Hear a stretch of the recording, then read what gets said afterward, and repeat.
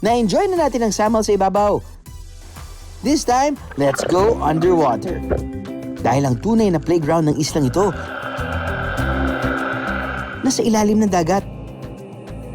Mga kapuso, sa iba't ibang parte ng Pilipinas nakakaranas po ng tagulan, pero dito sa Samal Island, magkakaroon tayo ng fun. Kasama ang mga tropa. At si Dominic na resident freediver ng Samal.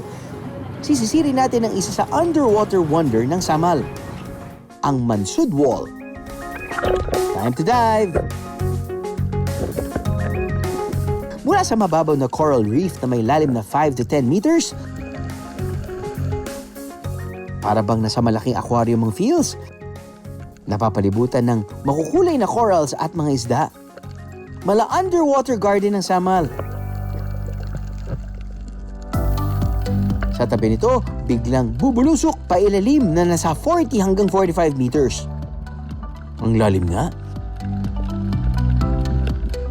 Palakasan ng loob ito. Pero sulit namin ng isang oras sa pag-freedive sa Mansud Wall.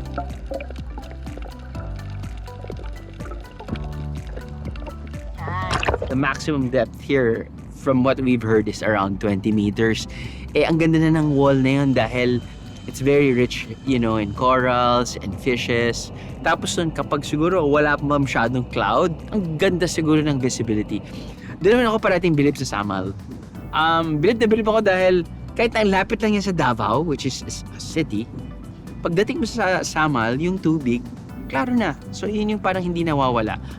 I'm guessing it's seasonal, but parating pag feature namin this side of Davao, which is Samal, parating klaro yung tubig. So for, I guess, people who want to try scuba diving, they can definitely go to Mansud. People who are free diving aficionados as well, this place might be the perfect free diving spot for you. Sa mga divers dyan, pwedeng isali sa bucket list niyo ang Samal. Kasi yung Mansud Wall, maganda siya for free diving and scuba diving activities. Then doon kasi, yung may mga maliit na crevices na pwede silang maglusot-lusot. And then maganda din yung coral garden doon. Since nauuso naman ngayon yung free diving na aura shot. Sa mga gusto namang matuto mag-freedive, And yung introduction to free diving, that's gonna play around 3,000 pesos for the day trip na. Yung inclusion nun is theory session, 2 to 3 hours na open water line. pag-ahon galing sa ilalim, bangka ang sasalubong. Pero ang mga bangka raw dito, imbis na alon ang hinihintay, low tide ang inaabangan. Bakit kaya? Sa oras kasi na bumaba ang tubig, lilitaw na ang Pasig Kitopong Sandbar. Ang main character dito, hindi mga turista na umaaura, kundi literal na star, ang mga starfish ng isla.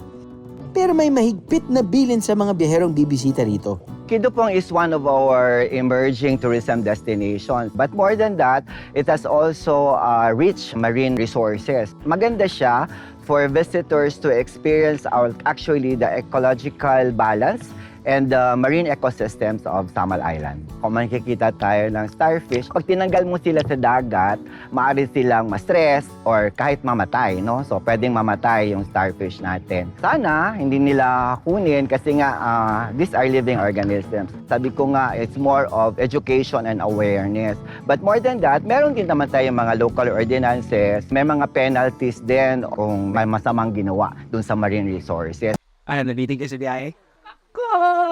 All you gotta do is just subscribe to the YouTube channel of GMA Public Affairs and you can just watch all the Behind the Drew episodes all day, forever in your life. Let's go! Yeehaw!